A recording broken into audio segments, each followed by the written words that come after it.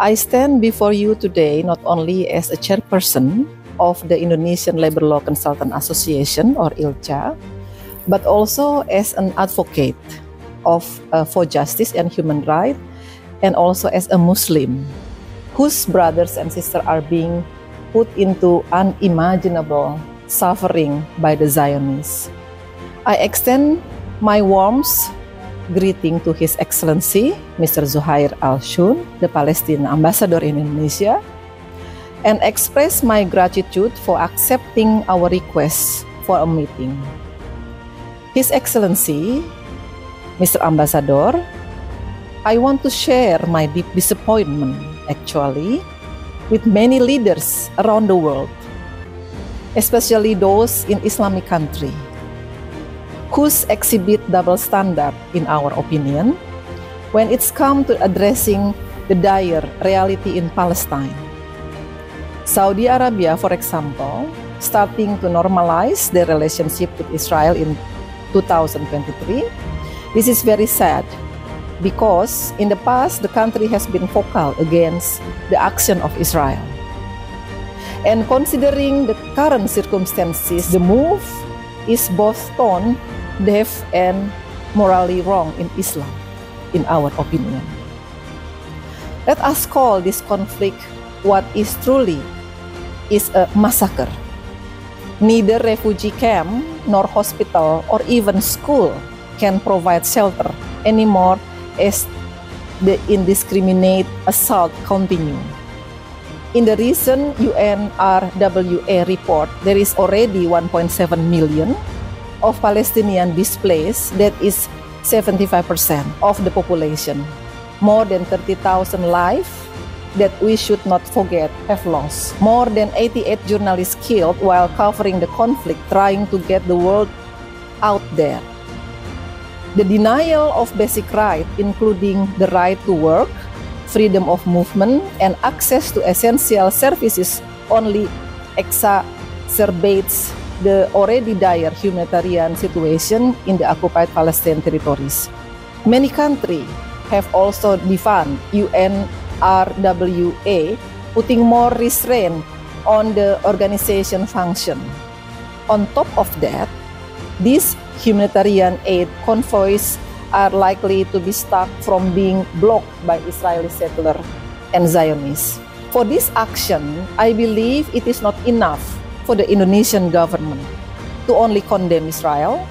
We are also disappointed that our administration is incapable of taking accountability of other countries that enable and support the Israeli army in their relentless assault of Palestinian civilians.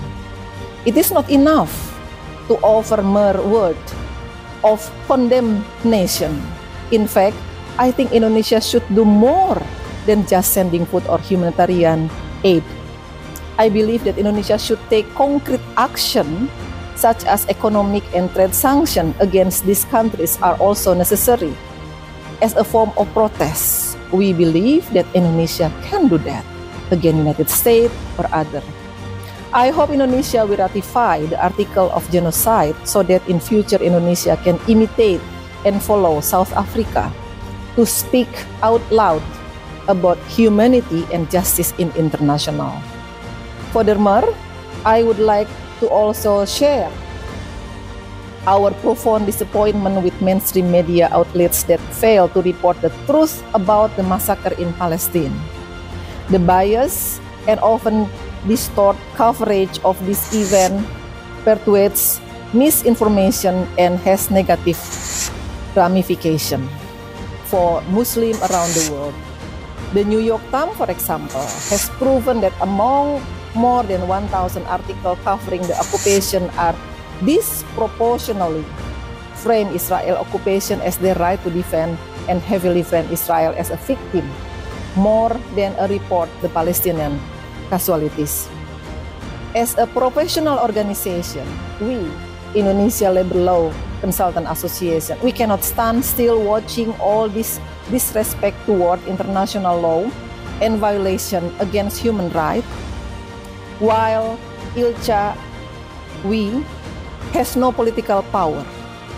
We will always lend our support on grassroots level. We will still continue to urge people through social media and other means to boycott products originating from Israel or any other country complicit in the occupation. We will also keep writing to our government and other embassies in Indonesia to urge them to give more support to the Palestine cause. These are small steps, but these small steps can create a giant leap that we as collective can do rather than waiting for government to do it for us. Lastly, I want to express my gratitude to the Palestinian people. Please kindly convey our gratitude to your people for their sacrifice and resilience in their role in looking after Masjid Al-Aqsa. They had to bear a heavy burden in protecting this sacred site while other Muslims around the world couldn't do that. And we will always admire and commend their unwavering dedication. As a closing, I would like to reaffirm our continued support for the Palestinian cause and our commitment to working alongside the international community to contribute whatever we can do to support Palestinian cause. Thank you, Mr. Ambassador, for your presence here today. And we are looking forward to fruitful discussion and collaboration in our shared pursuit of justice and peace. From the river to the sea, we believe Palestine will be free. Shukron, Jazilan. Thank you.